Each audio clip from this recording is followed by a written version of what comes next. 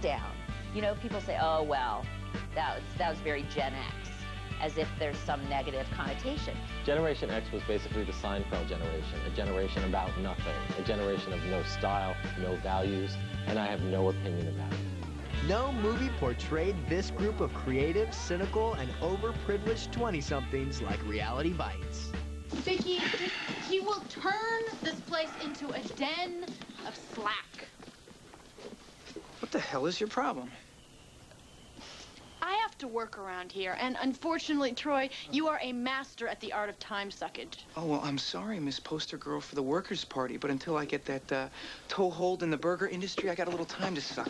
You know, the movie's very specific to this time period and very specific to what it means to be in this, to be going through this kind of transitional stage in your life. The film was directed by Ben Stiller and starred Winona Ryder, Ethan Hawke, Janeane Garofalo, and Ben himself. Reality Bites centers on a group of college grads facing the real world. Winona's character videotapes her friends in a pseudo-documentary of post-collegiate life. Ethan Hawke played her best friend and secret love interest, a perpetually unemployed slacker. Enter Ben's character, a romantically inclined video exec, and of course our heroine is forced to choose between the philosophical layabout and the materialistic yuppie. What's a Gen X girl to do? Reality Bites was the consummate movie for the Gen X crowd. Reason number 17. There's something about Brad Pitt that's pretty remarkable. Not just his perfect abs, not just his great hair. It's not his 6'1" frame, not his sexy smile. It's the fact that he doesn't seem to know how hot he is. And if he does know, he doesn't act like it's that important. Brad Pitt's a nice tall glass of water with a little oomph on him. In the 90s, the world got to know the blue-eyed kid from Missouri who drove to Hollywood with $325 in his pocket. He was in my acting class before he was Brad Pitt. And I remember seeing Brad Pitt doing a scene, and I'm going like, he's such a James Dean wannabe, God. He wasn't a wannabe for long. God, hope not. In 91, Pitt landed a role in Thelma and Louise that shot him to stardom. He was every woman's fantasy come true. He had this little cowboy hat on, and his shirt was kind of open, and he had his six-pack, and ugh, he was just yummy, tasty, Brad-dishilous. In the 90s, Brad was Brad-dishilous to Juliet, Gwyneth, Jennifer, and to millions of moviegoers. He proved to be a pretty good actor, too. He even nabbed an Oscar nomination for 12 Monkeys. But like other screen gods and goddesses, Brad's looks occasionally overshadow his talent. What a curse to be so incredibly handsome. The 90s ruled for 101 reasons. And one of the most thrilling? Car chases. You heard right. Real-life pedal-to-the-metal car chases. We're talking about cops speeding after perps on city streets, freeways, and through residential neighborhoods across the nation. And it was all caught on tape. The most exciting car chase in history took place June 17th, 1994. That was the day the juice was loose. O.J. Simpson, the Hall of Fame running back for the Buffalo Bills, was on the lam. Once renowned for evading pursuers on the gridiron, O.J. was trying to do the same to some of L.A.'s finest. O.J. was supposed to surrender to sheriff's deputies after being accused of murdering his ex-wife, Nicole Brown Simpson. We kept being told by the Los Angeles Police Department that he was going to be taken by his attorneys and placed into the custody of the LAPD. An hour went by, 2 hours went by.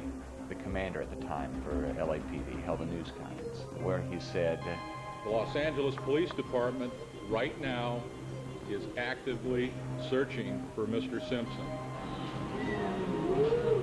That was one of the most remarkable things we had ever heard.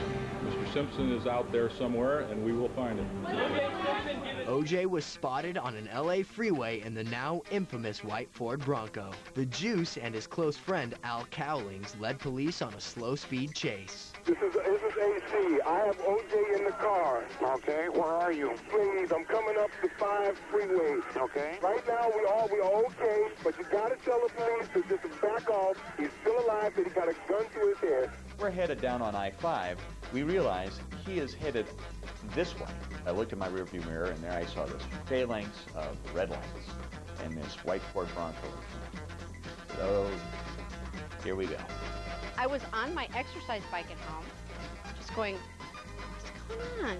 And then, like, you realize that the cops were going to chase him. He was trying to get away, and he wasn't speeding up. It was so insane and wonderful. I could see Al Collins through my rearview mirror. I thought I could read his lips. Now, I think he was saying, OJ, I'm getting kind of hungry. Could we maybe stop for burgers or something? but, on second thought, that can't be true. The pursuit lasted about an hour and a half before OJ finally surrendered at his Brentwood estate. OJ trying to break for daylight, a breathtaking, unforgettable, intensely dramatic reason the 90s ruled. Hour number 16. Number 15. As you've seen throughout our countdown, the 90s were a decade of change. Technology reigned, barriers broke, and fashion was turned on its ear. It was also a time of simplicity, peace, and quiet. You see, no one ever heard of Paris Hilton. No one's ever done that, like went to a party on motorcycles. That's right. We lived in a world where the hotel heiress didn't make waves and wasn't on the cover of every tabloid. We're over it. It's hard to remember, but it wasn't so long ago that Paris Hilton meant a hotel in France. We asked our guest commentators to recall those days, to think back to the early 90s when the girl named Paris still lived in the shadows. It was better. It was a lot better. Waiting for Paris. Lonely days for me. Lonely time. Here are a few magazine covers from the 90s. Look, no Paris Hilton. Look, no Paris Hilton. Look, no Paris Hilton. I remember vividly a People magazine with just a blank cover and the word People. Of course, Paris Hilton did exist in the 90s. At the time, she was a teenage hotel heiress. Even then, she loved the nightlife. I remember when there wasn't a Paris Hilton. And I remember it with glee because my girlfriend happens to be a parasite and is totally obsessed with her. We've been friends since the 80s. I've grown up with her since I was 2. So I can't really picture, the world without her because she's always been in my life. But for most of us, the 90s were a Paris-free decade. Another reason the 90s ruled. Throughout the 1990s, Tom Cruise and Nicole Kidman were living proof that a Hollywood romance could work. See, Tom and Nicole were far and away the most popular couple in the industry. Tom, famous for making all the right moves, proposed to Nicole shortly after the release of their movie Days of Thunder. The Top Gun stud and his Aussie girlfriend with the body to die for got hitched in 1990. Tom and Nick were married for a decade and enjoyed the fruits of their success. Yes, they knew the color of money, and their life together was never dead calm. They had 3 luxurious homes, they adopted 2 children, and they worked constantly. During that time, neither one indulged in any risky business, but for whatever reason, it became a mission impossible for the couple to stay together. They divorced in 2001. There's no malice between the two, and they're said to be on good terms. But we would rather remember Tom and Nicole with our eyes wide shut as the high-powered couple of the 1990s. Our reason number 14 that the decade ruled. The 90s. The 90s. It was the decade of the first public telephone. The Wright brothers' announcement that flying was possible, and oh, wait, that's the 1890s. Sorry, wrong century. Okay, let's focus on reality TV. In the new millennium, television reached a new high. We witnessed average people eating raw animal parts, hot tubbing with total strangers, playing demented jokes on friends, and performing outrageous physical stunts. One of the reasons the 90s ruled was that reality TV meant only one thing, the real world. In 1992, MTV brought us the true story of 7 strangers from different socioeconomic and ethnic backgrounds. So you have to have your black guy and your white guy and your rock and roller and your artsy person, because if you put all these people in the same house and they all have the same opinions and the same views, it's going to be boring. These young guys and gals were chosen to live in a New York City loft. Their lives were videotaped 24/7. What a great concept, man. I mean, that was a great show. I mean, we all got addicted. The world found out what happened when people stopped being polite and started getting real. The show was a voyeur's dream. We were privy to all the fighting and flirting between the housemates. Looking back, it seems so innocent. The real world really turned a very common thing on its ear. And And that it then got ratings opened this floodgate that we're seeing now. It was more real then. I don't think there's anything real about the reality shows that are on now. Reality TV was really born in the 90s. And, you know, I think it really demonstrated that the pesky concepts of learning a craft and hard work and perseverance really no longer apply to becoming famous and successful. But at least no one was pretending to be a millionaire to land a wife. The Real World, reason number 13 on our countdown. When it comes to Saturday Night Live, some consider the late 70s the golden era. That's when original cast members John Belushi, Gilda Radner, Jane Curtin, and Chevy Chase were performing in NBC's Studio 8H in New York. But there was a second golden age, the early 90s. An astonishing group of performers was assembled, including Adam Sandler, Phil Hartman, Dana Carvey, and Mike Myers. This gifted gang created some truly unforgettable characters that became part of American pop culture. From the comic mind of Mike Myers came Wayne Campbell and Linda Richmond. It's based on my mother-in-law, daughters, dogs, coffee, you know, no big book. Dana Carvey created his very own Ross Perot. My plan is to find a plan. My idea is to get an idea. And the church lady. The church lady is great. The character hit so hard that, yeah, we would get like a full point, a big bump in the ratings, and I was doing it all the time. Isn't that special? Adam Sandler was Opera Man. I'm not a big opera fan, but I liked Opera Man a lot. No one portrayed Bill Clinton or chairman of the board, Frank Sinatra, as memorably as Phil Hartman. Hello, babies. Well, it's a very swinging night in Tinseltown, obviously. Through the years, SNL has had its ups and downs, but the show undoubtedly enjoyed a period of up, way up in the 90s. Reason number 12, the decade ruled. There are no such things as witches, right? Well, in 1999, a couple of filmmakers spent $35,000 to make you believe there were. The Blair Witch Project was the story of 3 student filmmakers who disappear in the woods while shooting a documentary about a witch. The evil spirit is supposedly haunting the citizens of Burkittsville, Maryland. The independent movie was basically unscripted, starred a trio of unknowns, and went on to make $250 million. Blair Witch Project scared the crap out of me. Scared the poop out of me. Scared the mess out of me. What about the one chick who was so scared she couldn't even wipe her nose? I'm so scared.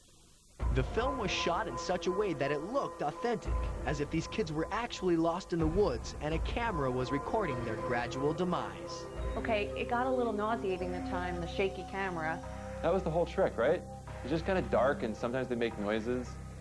I'm not even sure who we were supposed to be scared of. I guess the Blair Witch. Everybody heard about the Blair Witch Project. It's probably one of the first times that a successful movie became successful by word of mouth because of the internet. The Blair Witch Project is coming, and we're thinking, okay, could it be that good? Yeah, it was truly original. But was the story real? Was it fiction? Some people thought the Blair Witch Project was an actual documentary and ventured to Maryland to find out what happened to the students. There are people out there who, when you tell them it's not a true story, get very adamant that you're lying and part of the whole conspiracy. Yeah, people want to believe in this thing. They want to believe that this happened. What did happen was that the movie was one of the major success stories of the decade, became a cult classic, and secured the number 11 spot on our countdown as one of the reasons the 90s ruled. And now we've arrived at the top 10. I was a huge Spice Girls fan. Scary, baby, sporty, ginger, posh. Those were their names. Collectively, they were known as the Spice Girls. In 1994, a British music manager held auditions to form an all-girl version of the boy bands that were dominating the charts. 2,000 hopefuls showed up. Only a handful won spots. Mel B, Victoria Adams, Mel C, and Jerry Halliwell formed the girl band called Touch. After the addition of Emma Baby Spice Bunton and a name change, the Spice Girls released their first single, Wannabe. Their first album, Spice, sold 3 million copies in its first month of release. The group was what you'd call a sensation. They were village people, but, you know, all chicks. You know, Spice Girls' philosophy is to treat everybody the same. Whether you're, you know, rich, whether you're postman, you're president, you're black, white, gay, straight. You know, that's always got us through. These spicy ladies had more on their minds than singing. They decided to market themselves. Oh yes, There were dolls, beach balls, key rings, candy, stamps, pencils, watches, cameras, jewelry, water bottles, and video games, all bearing the Spice insignia. For a short time, it really seemed like the world was one giant spice rack, and everyone had a favorite member of the group. Sporty. Baby Spice. My favorite was Ginger Spice. I was going to be Sassy Spice because I have a quick wit and I can turn a phrase, and that's what that group didn't have. So they're singing and dancing and looking cute in their outfits, and I'm just off to the side with like a tambourine making wisecracks. Kathy Griffin would have been an amazing Spice Girl. She would have been the whole Spice Rack. In '97, the girls starred in their own movie, Spice World. Fans were stunned when the film was forgotten at Oscar time. This may have been a harbinger of things to come. Soon after, Ginger left the gang, citing exhaustion and the need to find herself. Jerry wanted to move on, and she's doing her own thing. Plenty of folks found Jerry, aka Ginger, when nude pictures of her surfaced on the internet. The remaining girls recorded a follow-up album, but as the 90s wrapped up, so did public interest in all things Spice. The sassy sweethearts of seasoning decided to go their separate ways. By the way, Posh landed soccer star David Beckham, and they make one of the sportiest couples on either side of the Atlantic. But when the girls were together, they ruled. Come on! Think you're an expert on all things 90s? Well, try this. In 1995, actor Dylan McDermott said, "I didn't see her becoming such a major star." Who was he referring to?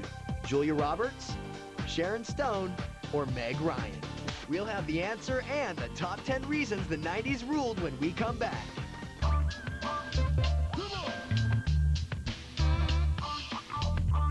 An E! Entertainment special. Want to know what a star's really like? Work for them. If you wouldn't mind tasting it first to make sure it isn't poison. From the glamour to the dirt, the celebrity assistant knows all. They're doing their laundry and handling their dirty underwear. Revenge of the Celebrity Assistants, Tuesday at 9:30 only on E! Their fans love them. Brad Pitt, Meg Ryan, Madonna, John Lennon, and some were crazy about them. You are not to disturb Brad Pitt. I started screaming, "He's killing me." Stalked, the first in a brand new series, The High Price of Fame, premiering next Monday at 9:30.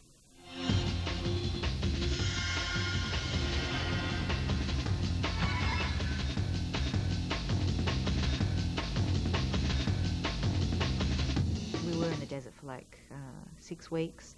Felt like 6 months, I tell you. It just went on and on and on. I think because there are no distractions. I think it's really good for you. It was weird because I went through a time I was doing yoga every day. I became vegan. I was macrobiotic, and I had an assistant who was helping me through with that. And I think if I didn't have that outlet and that to ground me and support me, I may have gone insane.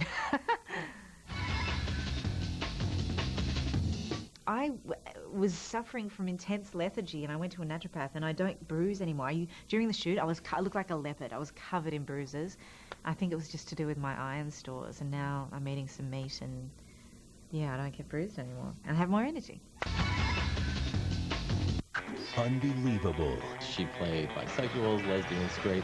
She was the seducer, she was the victim, she was everything. Unexplained. They tried to stay together, but in the end, it was just too much for them to overcome, and they ended up separating. Undeniably Uma. I couldn't believe that there I was with the sword. Her life has been anything but ordinary.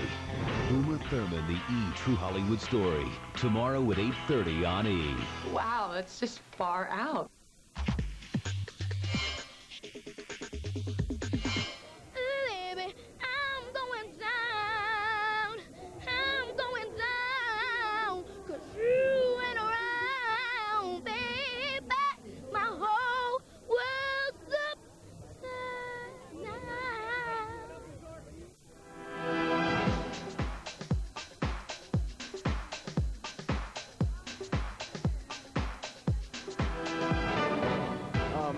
Incredible, man. This is bigger than the first one, and I think this movie's gonna be bigger than the first one, actually. You know, I mean, we all came back together to have fun, and that's exactly what we did. It was real fun. It was so much. R. Kelly, who knows? E takes you beyond the doors of the best-kept celebrity secrets, their homes. Come on in. Go inside as the stars show you how they turn their private spaces Yeah, we're a creative bunch here. into their most treasured places. This is so cool. Celebrity Homes, Tuesday through Friday at 10 a.m. Bathroom, you just... Close the door, please. Sorry.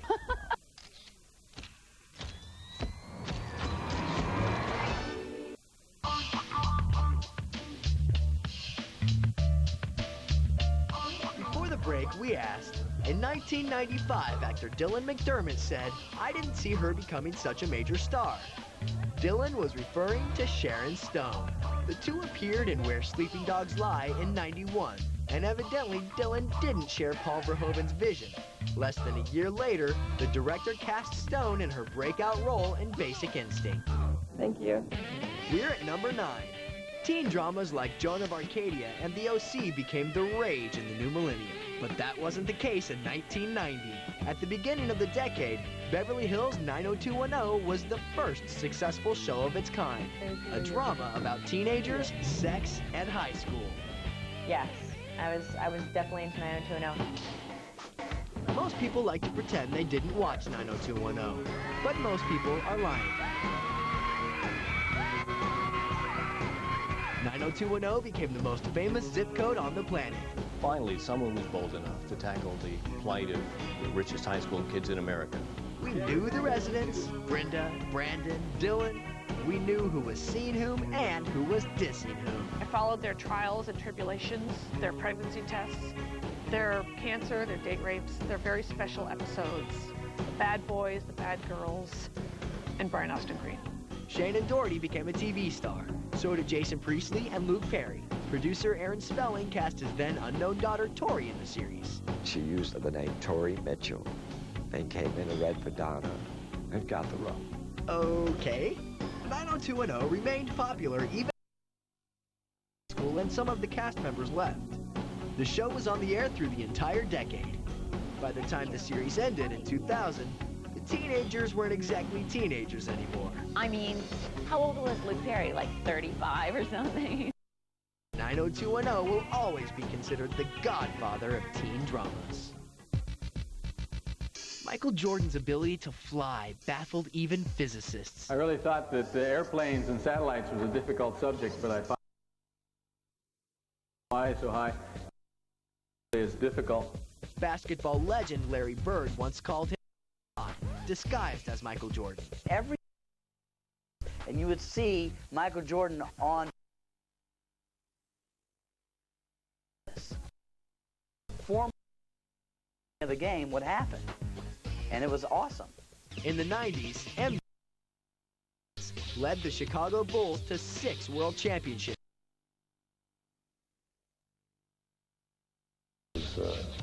True, and we see someone like that again. In October 3, conquered basketball.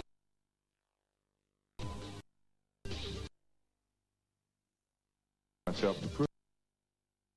Ball a try, but Jordan struck out and he returned in 90. Final shot of the 90s was jumping to beat the Utah Jazz in the '98 NBA Finals. My favorite shot was that last shot.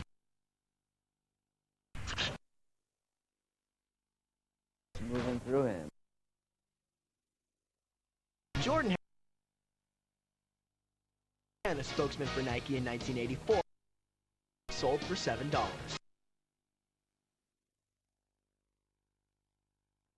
Say that Air Jordans recognized the athletic. At the end of the decade, Jordan was named ESPN's Athlete of the Century. It's never going to be another Michael Jordan. And he's our reason, number 8, that the 90s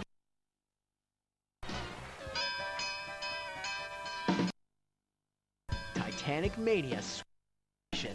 The James Cameron film starring Leonardo DiCaprio and Kate Winslet was the movie to see during the holiday season. I knew that this was going to be something special.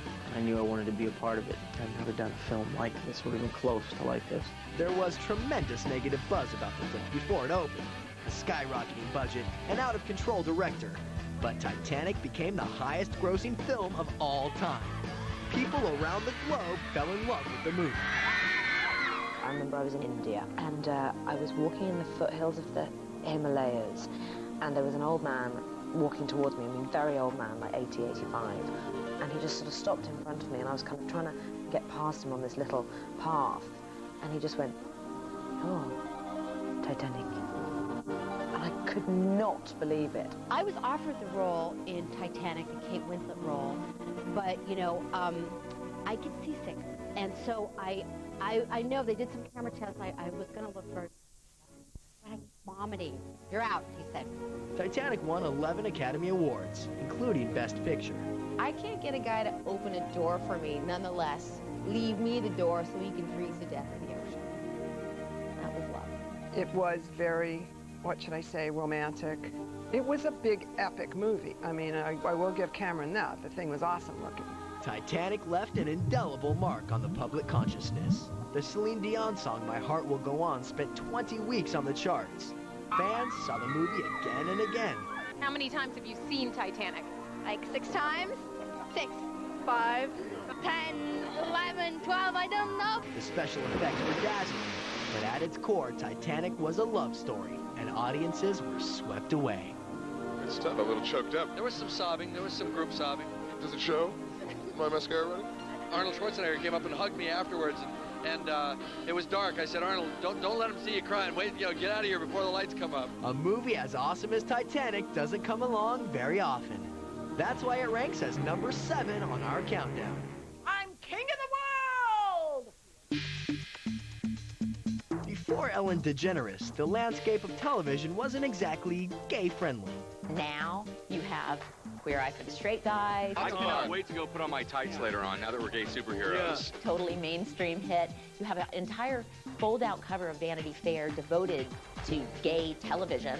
But in April '97, Ellen DeGeneres made the cover of Time magazine for coming out in real life.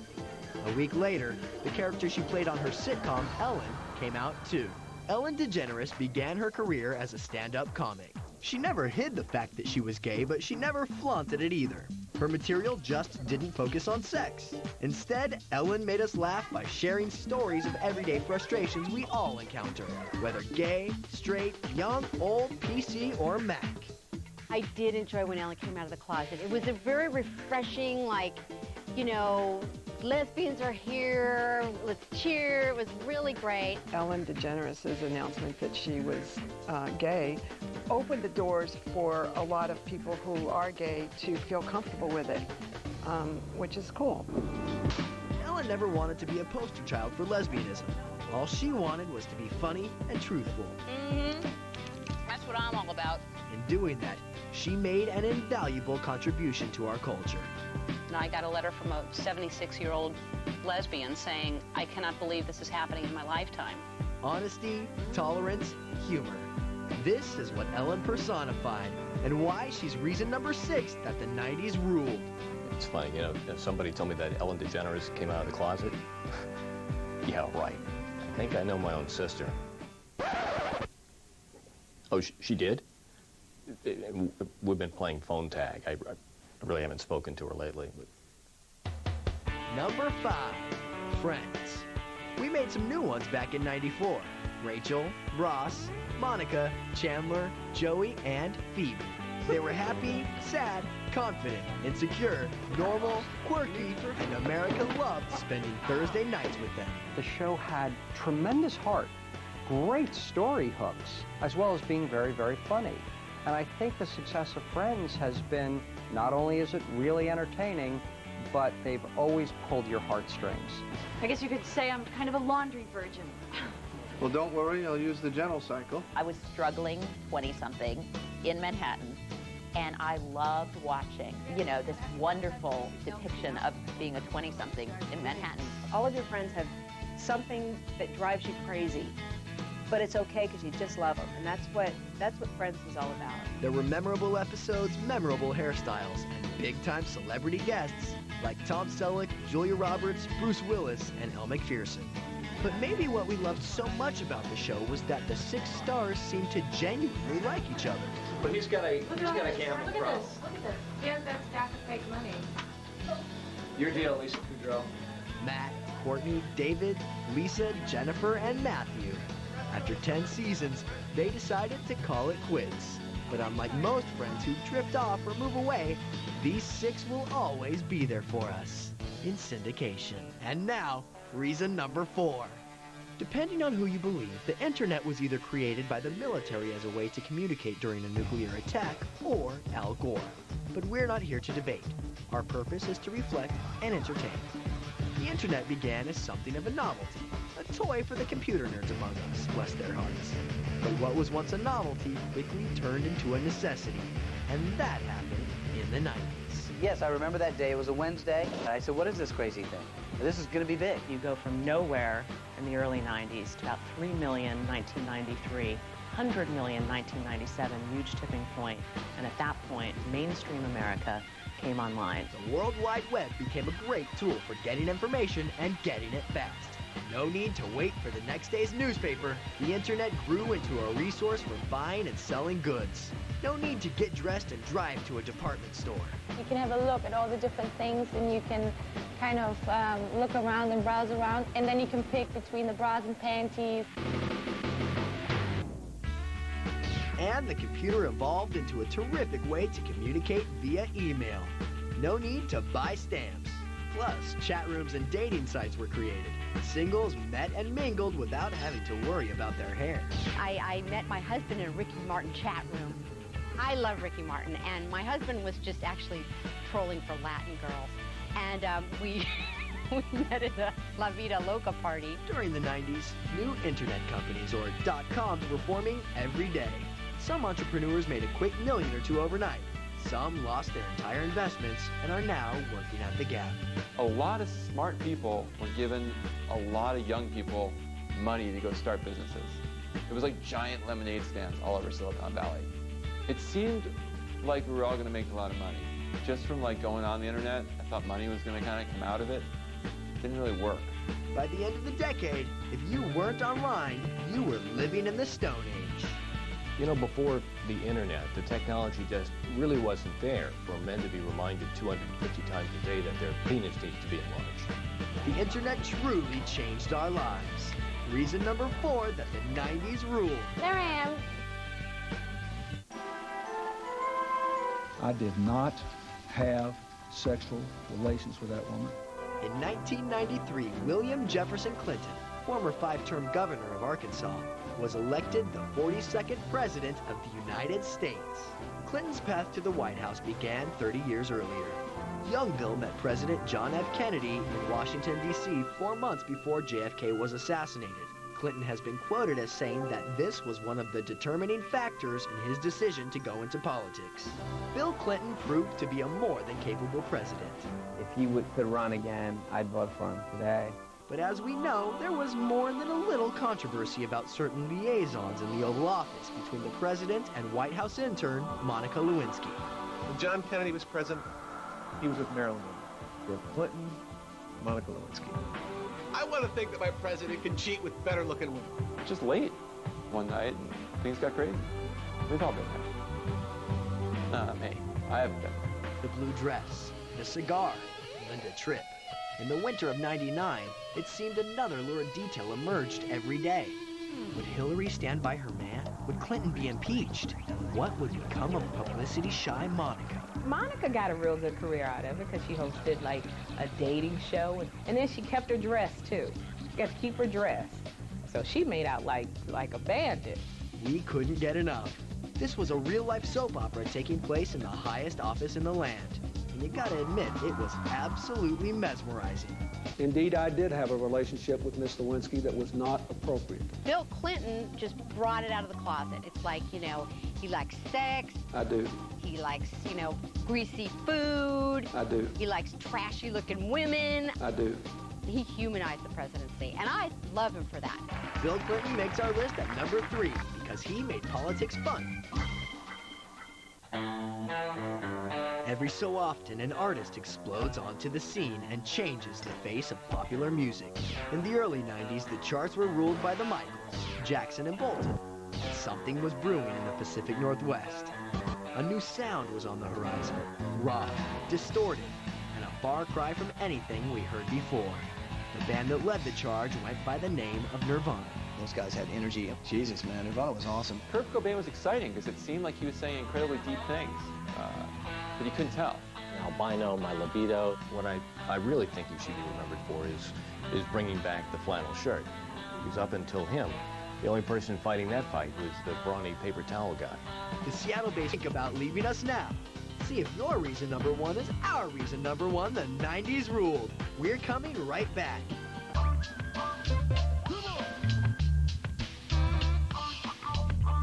This country girl started her showbiz career waitressing in a strip club. Now she earns $15 million a movie, enjoys a $160,000 ride, and exotic vacations anywhere she wants. Isn't that like a little gluttony? See how Renee earns and spends all that money. It's Good to Be Renee Zellweger. All new Thursday at 8:30. How are my friends at E? A whole channel devoted to entertainment. Yeah, great idea.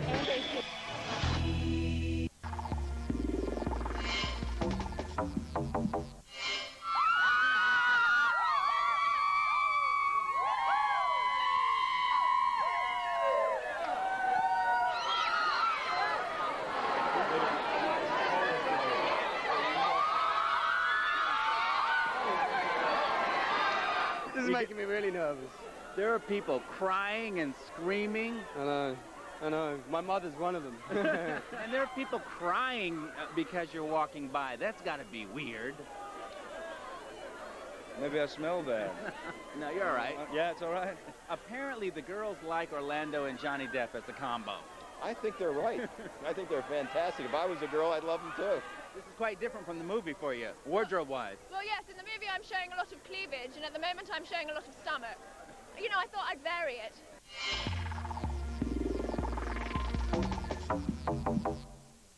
E! News Live delivers tomorrow's entertainment headlines tonight. Served a search warrant at Neverland Ranch in Los Olivos. One of the biggest movie stars in the world. For the hottest buzz in showbiz. Gwyneth is pregnant. Courtney Love is a wanted woman. E! News Live, the inside line on entertainment news. Look at that. Britney's marriage may have just been trailer park hijinks. E! News Live. E! News Live, Tuesday through Saturday live at 11 a.m., encore at 7 p.m.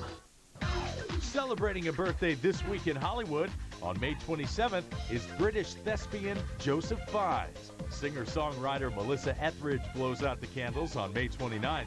And world-class beauty Brooke Shields turns a year older on May 31st.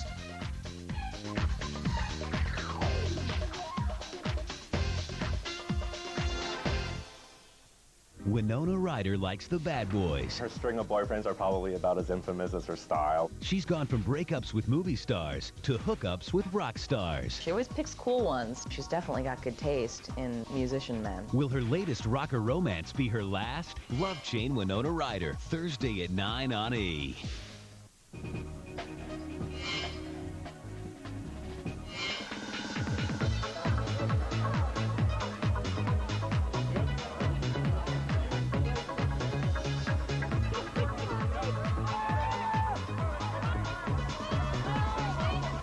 Wentworth Miller. This kid came out of nowhere, and he's unbelievable. Yeah, he's fabulous, isn't he? Yeah.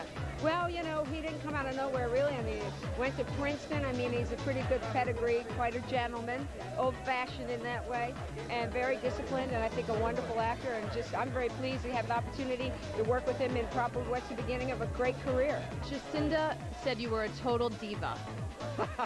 Yeah, I think there's a little reversal there. Yeah, but no comment. I mean, no comment.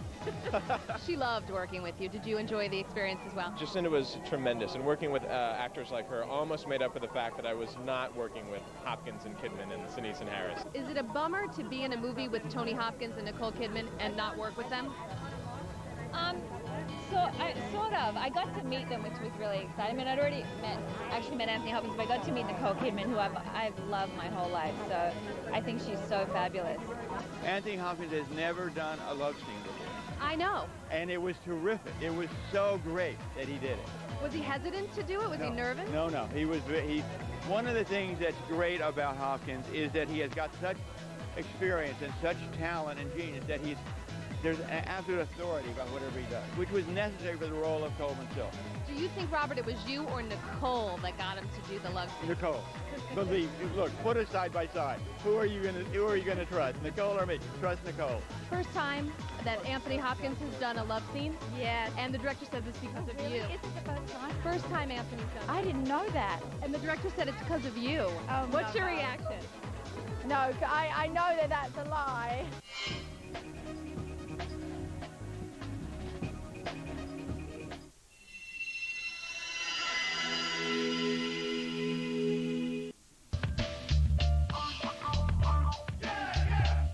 We are back, and we've arrived at the #1 reason the 90s ruled. Before 1990, sitcoms were about something. Then along came Seinfeld, Because I'm a huge television star. a situation comedy basically about nothing. You got nowhere to go, no one to see, nothing to do. I am supposed to be writing a pilot with George. Yeah, you're supposed to be, but you never are. All you do is sit around saying, I really should be working. Then Lucy comes on and you quit. Who knew how entertaining nothing could be? Who's out there watching? I don't know. Crazy people. If you have fun doing what you're doing, people will like to watch it. Seinfeld broke all the rules. You know, Seinfeld really looked at the form of half-hour comedy and said, okay, why not do it differently? Jerry, Elaine, George, and Kramer were the self-absorbed, self-indulgent people we loved hanging out with. There was something about that combination that just totally worked. They complained, compared, dated, derided, and lived their New York lives as a close-knit family of friends. Ooh, man, who do we have here? Mr. Seinfeld himself. What do you need me for? You're the nucleus, the straw that stirs the drink. You're the mahana, you're the man. Everyone on Seinfeld was an idiot in a way, and they just didn't learn anything. They just continued to be these dysfunctional people who got no relationships, and I mean, that's what I think people loved about it. My life, your world. The show became such a water cooler favorite that it launched a list of Seinfeldisms. The soup Nazi, sponge-worthy masters of their domain, Marble Rye, Bubble Boy, puffy shirts, re-gifting, yada, yada, yada. I like when you forgot the girl's name. Because that's happened. I've been on dates where you just go blank. You don't remember her name. They must know right away. The show ended production in '98, and Thursday nights just haven't been the same.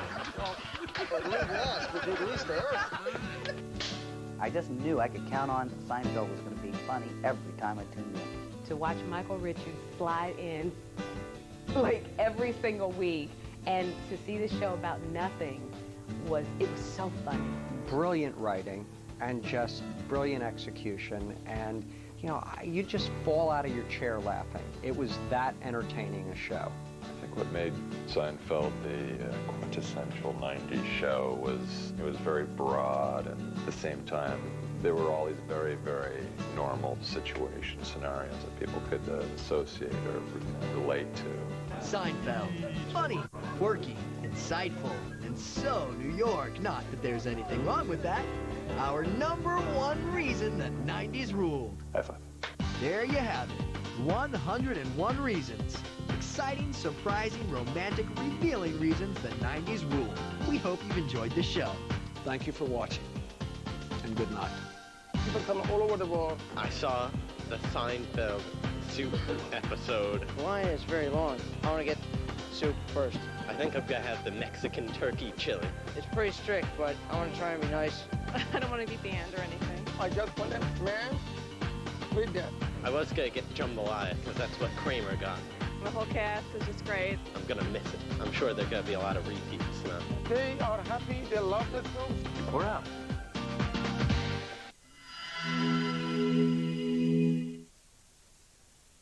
Next. So if I look like a black woman doing it, I don't look like Macaulay, but you get the idea. He comes back, and he has greasy hair, and he's still hot. 90s is what put John Travolta back on the map. E's 101 Reasons the 90s Ruled. The fun starts next, only on E! An E! Entertainment special. Want to know what a star's really like? work for them. If you wouldn't mind tasting it first to make sure it isn't poison. From the glamour to the dirt, the celebrity assistant knows all. They're doing their laundry and handling their dirty underwear. Revenge of the Celebrity Assistants, Tuesday at 9:30, only on E!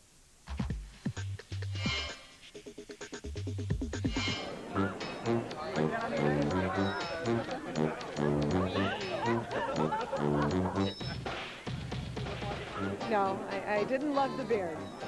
How about you? Can no offense to all you bearded men out Can there. you believe it? I think that you are either a beard guy or you're not a beard guy. Or you're a beard woman. That's true.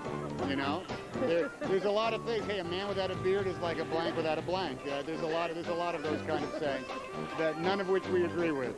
No, you know, everybody just calls me Mr. Rita Wilson all it's kind of fun. No one remembers my name. It's real right. So he's been in a bad mood all I hate being a show business husband. You little people sitting at home on your E-entertainment channel. What are you doing watching TV? Go to the movies for crying out loud.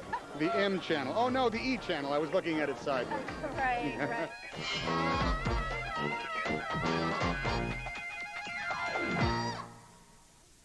Winona Ryder likes the bad boys. Her string of boyfriends are probably about as infamous as her style. She's gone from breakups with movie stars to hookups with rock stars. She always picks cool ones. She's definitely got good taste in musician men. Will her latest rocker romance be her last? Love Chain Winona Ryder, Thursday at 9 on E!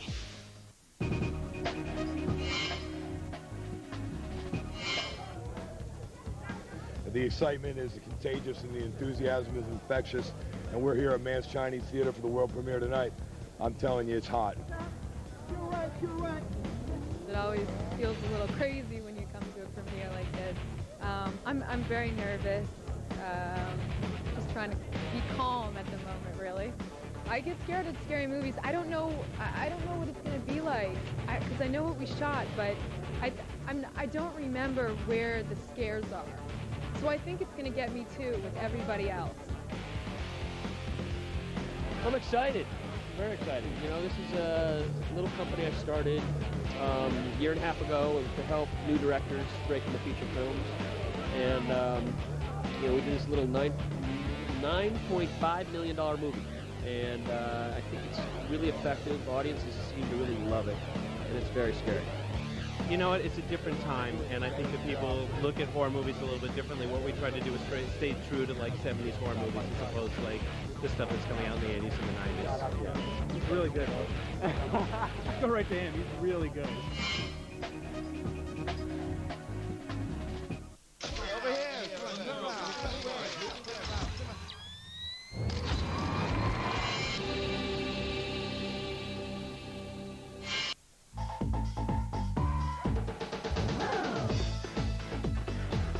A breakout Brad, a baby-faced Brittany. Seinfeld was happening, and Studs was sizzling. Rewind to... Can we get out of here? The 90s. This was the decade that gave birth to the World Wide Web, cell phones, and the Macarena. TV sets were in 99% of American homes. Clinton led the country, Pamela ran down the beach, and our biggest fear was Y2K. This was the time of Twin Peaks, Michael Jordan, and the Wonder Bra, a shirtless Marky Mark, a two-timing Tom, and a cute little Culkin. You've been a great audience, thank you. We'll relive the most memorable moments, recall the most famous faces, and remember the wild trends we lived through. Yep, we're ready to give you 101 reasons the 90s ruled.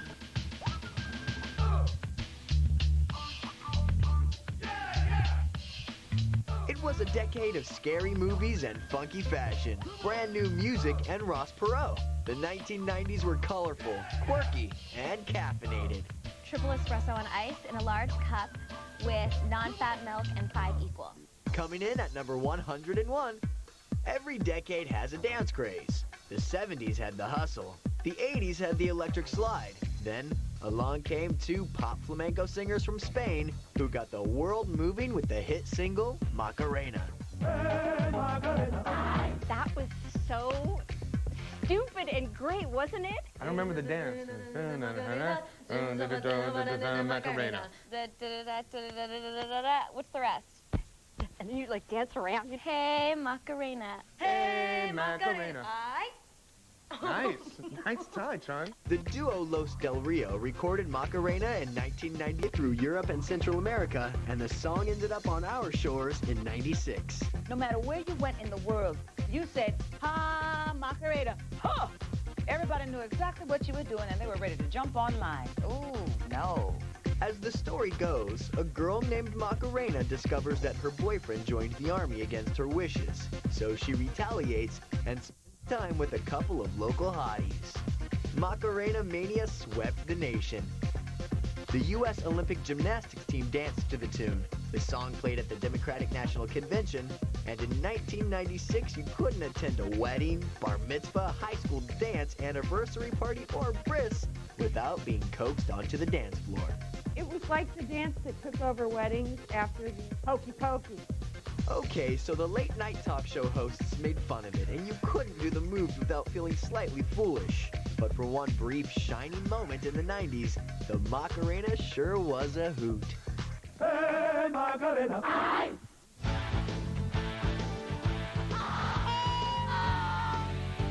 So if I look like a black woman doing it, I don't look like Macaulay, but you get the idea. Well, no one can really do it like Mac did. He was one of the most adorable child stars in movie history. In 1990, Macaulay Culkin played Kevin McAllister, the young boy left behind in the mega hit Home Alone. I love Home Alone. Macaulay Culkin's so cute and little in it, and it's just like, it's a cute movie. The film grossed almost $300 million and made Mac an overnight sensation. The world fell in love with this angelic tot and couldn't get enough of him.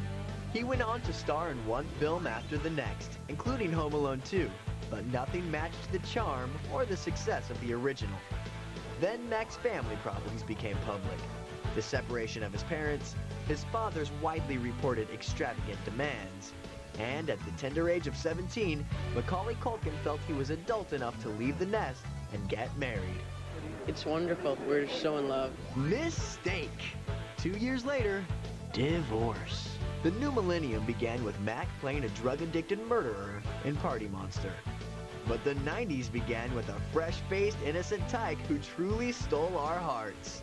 The cutest can be Macaulay Culkin, reason number 100. Well, I'm just a regular kid.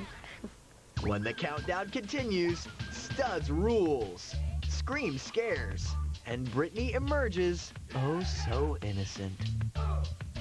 Stay tuned to the countdown.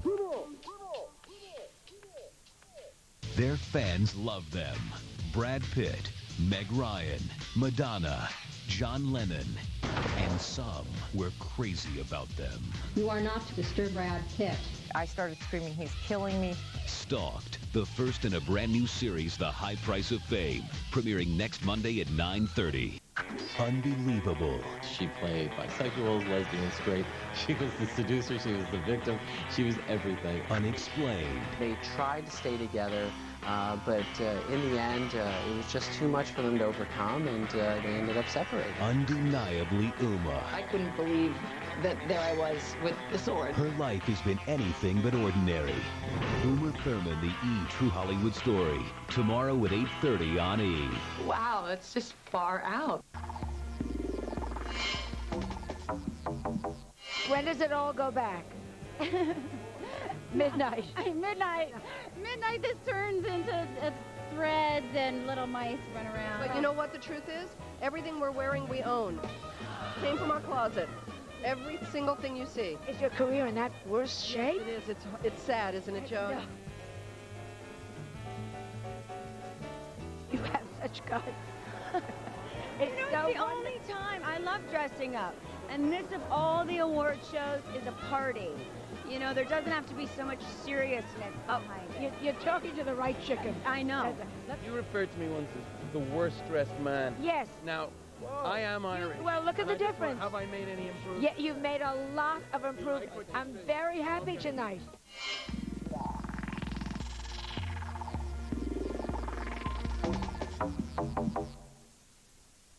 Question, where do you go to have fun in the sun? Answer, wherever Cindy Taylor takes you. You never know where I'll take you next. Get ready to get wild on. I don't know what the hell is going on, but I'm very good. The party never stops on a show known around the world. Did you hear me? I said crazy! And only E has the newest episodes. Everybody's wild on E! Wild On. Weeknights at 11:30 on E! Entertainment Television.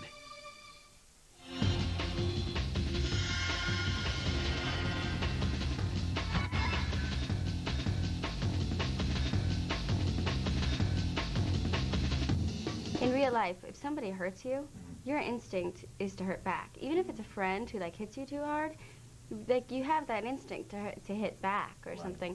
And I've been in films where an actor is supposed to attack you or hit you, and no matter how much you know it's fake, you still want to beat the shit out of someone because it's just something that is in human nature. And so the kind of anger and pain you would deal with at even just someone simulating rape, it would make me crazy, and I just can't. I couldn't believe that she was strong enough to handle all of it, and handle it so gracefully. We were very, very proud of ourselves because at one point they had the camera on the dolly, and they were going around, and they were sort of kind of tight on us, so you have to really maintain a distance from the camera for focus and everything. And she's getting backwards, and I couldn't roller skate at all. And we're making out, and we managed to make it 2 laps around without seriously screwing anything up. Kissing her was fine. Some of the sex scenes were I couldn't figure out why, but they were so much more uncomfortable than with a man. And I think what happened is that she and I were so comfortable around each other because I think we were both women, and we were just really were able to come to the table very vulnerable for all of our scenes because we trusted each other. And so I think then when we went to do the sex scenes, it wasn't all of a sudden we could put up the wall we would normally put up with a man, which is sort of oh no, we're fine, we're very comfortable. Because we knew each other better than that. So it was very, very, it would be like having sex with your best friend who you've known really well for years, and it'd be like that. You can't pretend at that point.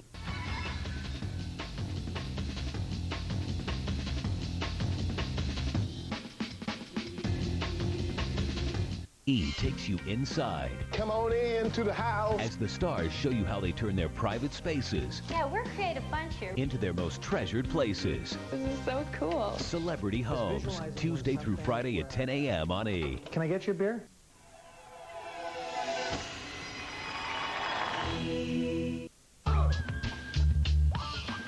We're back with 101 Reasons the 90s Ruled.